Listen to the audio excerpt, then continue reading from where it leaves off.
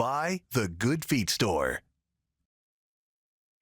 7:11 is the time right now. Live look at the White House, where again the big controversy this week has been, of course, the trade wars going on with the newly imposed tariffs. But we're also talking about President Trump saying that he is very angry with Russia's president after Putin made comments suggesting that Ukraine's president Vladimir Zelenskyy is not a legitimate leader.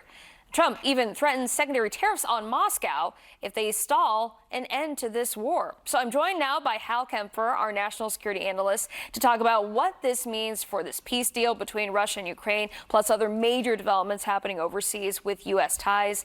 Thank you, Hal, once again for being here.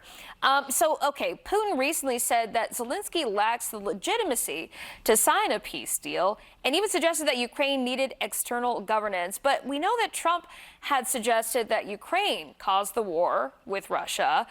We know they had that spat, Trump and Zelenskyy, in the Oval Office. So their conversations haven't been very good. So it seems like everybody's just finger pointing when it comes to this peace deal, which is where, by the way? Are we anywhere close, or it seems like it's still pretty far away?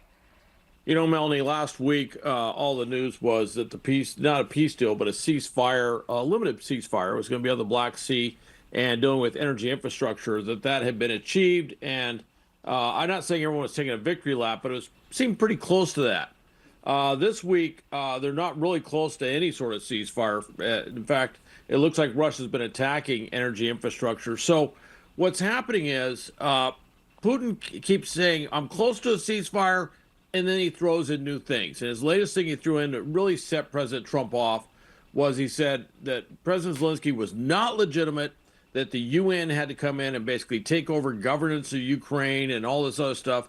And I think for Trump, who's a negotiator going way back, this was just too much. And he actually used the term, quote, pissed off, unquote, in talking about Putin, which was pretty strong language. That was something everyone was surprised with.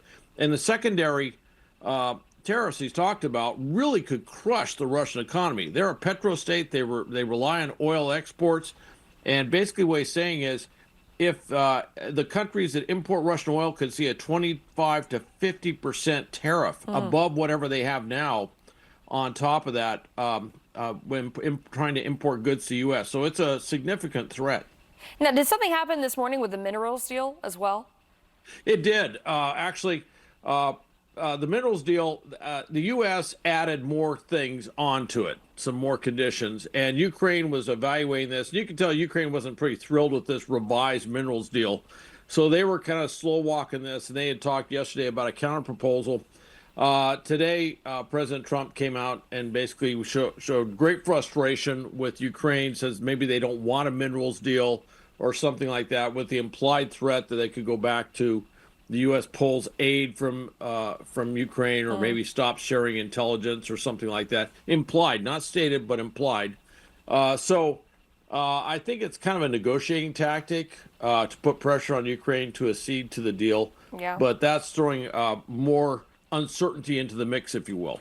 And lastly, I did want to go over this because it's such a big story, and it's a horrible story that we've been watching, the deadly earthquake in Myanmar, where now more than 2,700 people have been confirmed dead.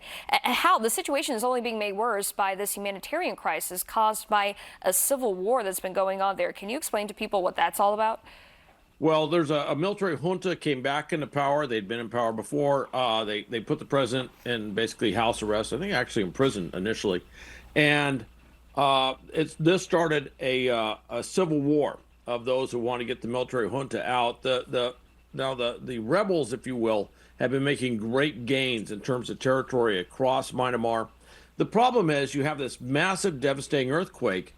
The government doesn't have a good relationship with the U.S., so the U.S. Doesn't have a really good way to get a lot of aid in there.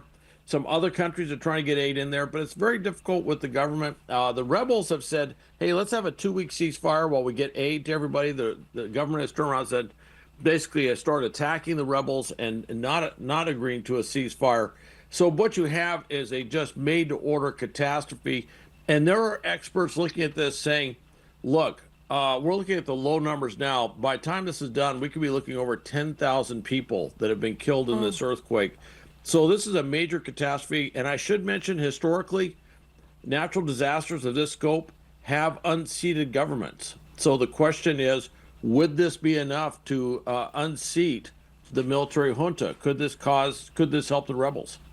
Hal, thank you so much for joining us this morning, talking about not only the developments between Russia, Ukraine, and the U.S., what's going on in Myanmar with that devastating earthquake. Thank you. We'll see you next time. All right. Thank you, Melanie. 7:17. Let's go back outside with Ms. Genevieve. Thanks, Melanie. Well, today you probably want that hot cup of coffee.